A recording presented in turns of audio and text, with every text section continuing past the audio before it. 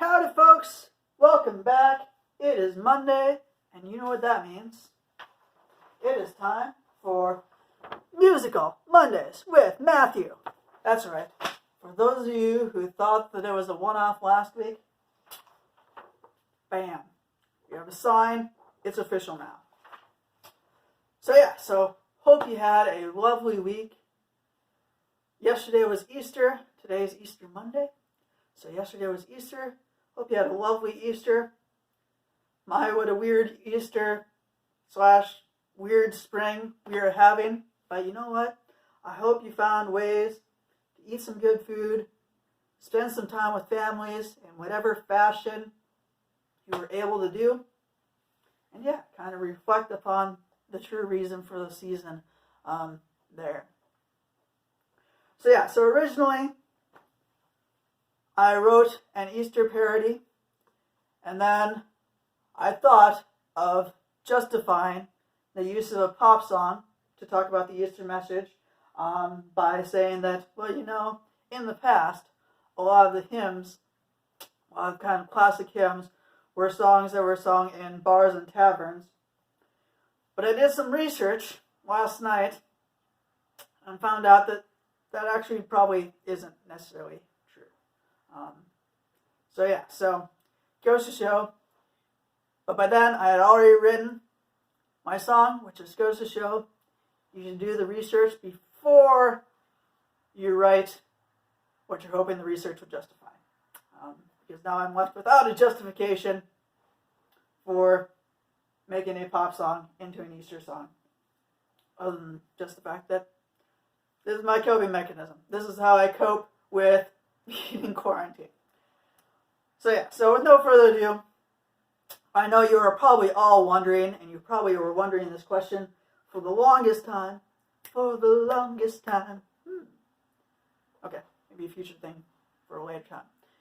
What if Taylor Swift had written an Easter hymn? I'm sure that was probably a question that has always been on your mind, and for those of you who were wondering that, which I'm sure are many of you, here's my answer. It might have sounded something like this.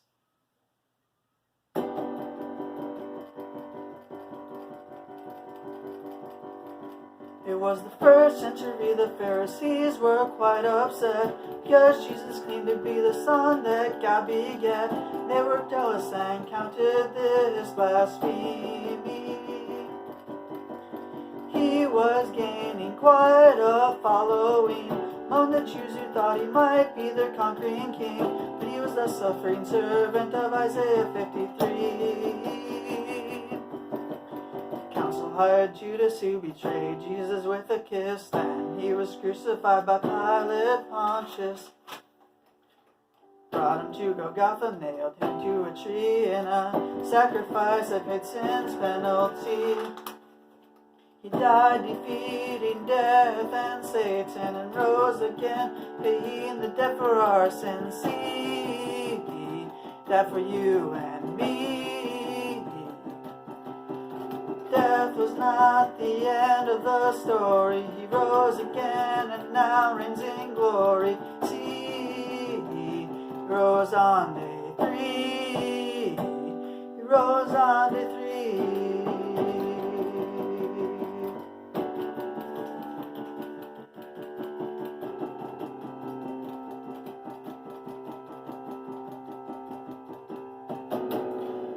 Now fast forward about 2,000 years, settle on a man who's fighting with doubts and fears, struggling against temptation and sin.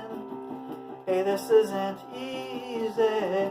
Then Jesus reached down with his hand and he set me free from my sins and my doubts and worry. He can do the same for you.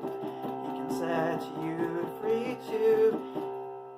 Called me into life and saved my soul from death, and then through his spirit he gave me new breath. He changed my heart.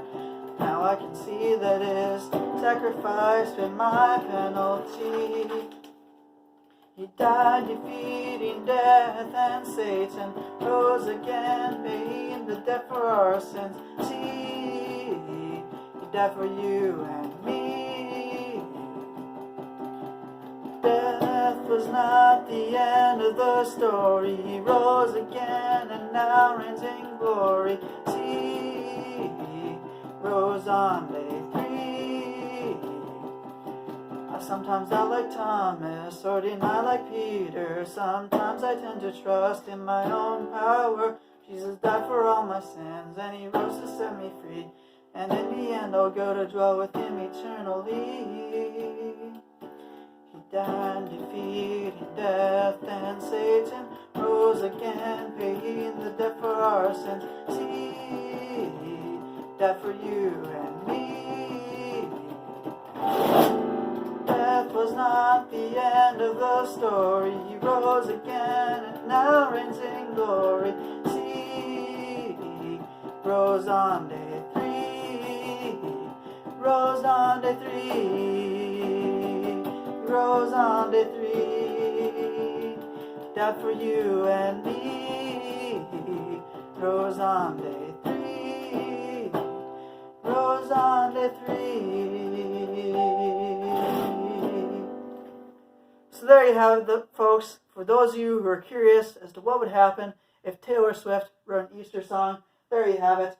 Again, this has been Musical Mondays with Matthew. Have a lovely week. Keep your stick on the ice. Hope to see you all next week. God bless.